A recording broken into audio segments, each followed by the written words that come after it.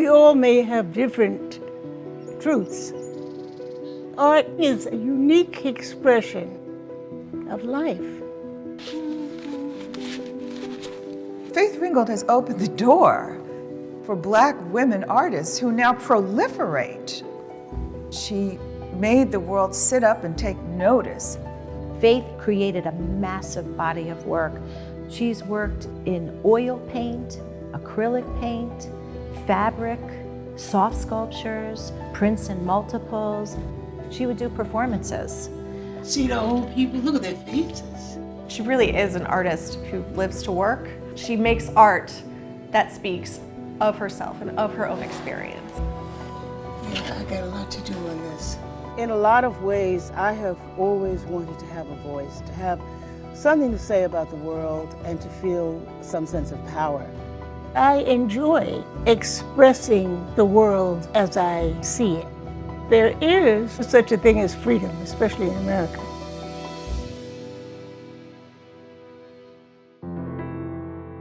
I was born in Harlem on 146th Street. We traveled, and my family was very interested in education. They tried to make me as knowledgeable about different parts of the country and what was going on. And it was just a determination on my part to not be told who I am and what I can do. She inherited from her mother an indomitable strength.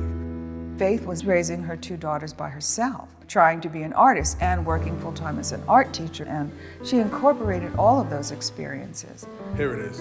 Particularly with the American People series, her interactions with liberal whites. White power, black power, yes indeed. Black power had just become popular. They saw the black power, but white power is the biggest and they didn't see it. I think there are a couple of paintings that address this very issue. A black woman and a white woman, I think that one is called Between Friends. A black man in an all-white boardroom. During the 60s, if it was a white group, they had to have a couple of black people in it. Just be quiet, don't speak. Keep your mouth shut and stay in this group.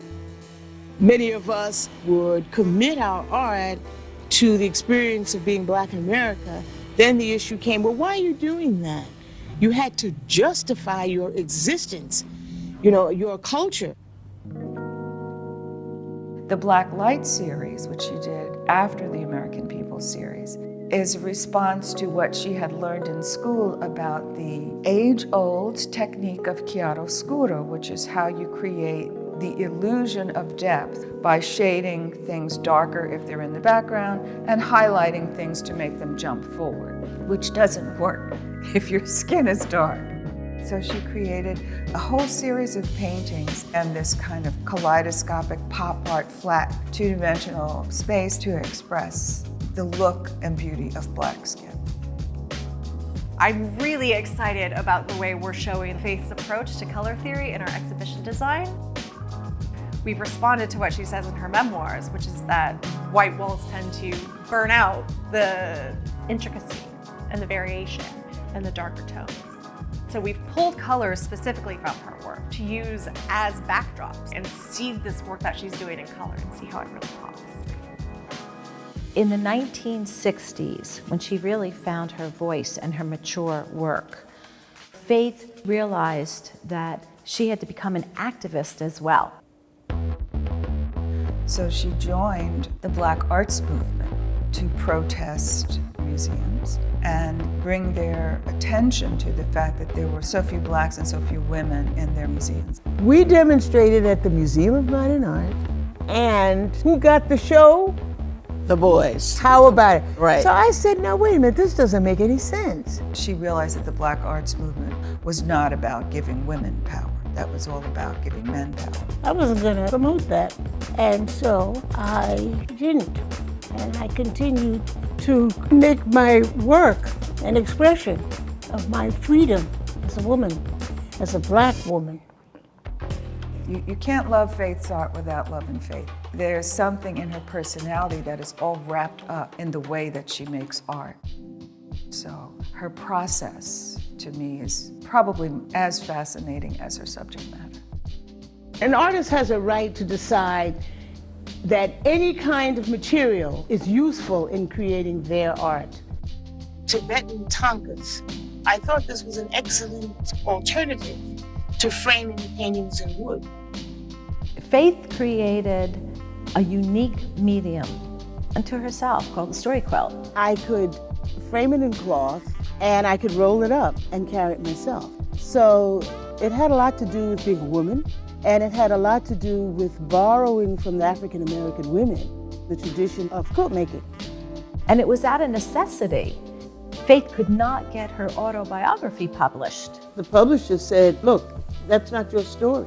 And I was wondering, how could somebody else tell me what my story was? And so she said, okay, I'm going to write my story on my artwork, and you're going to have to read it.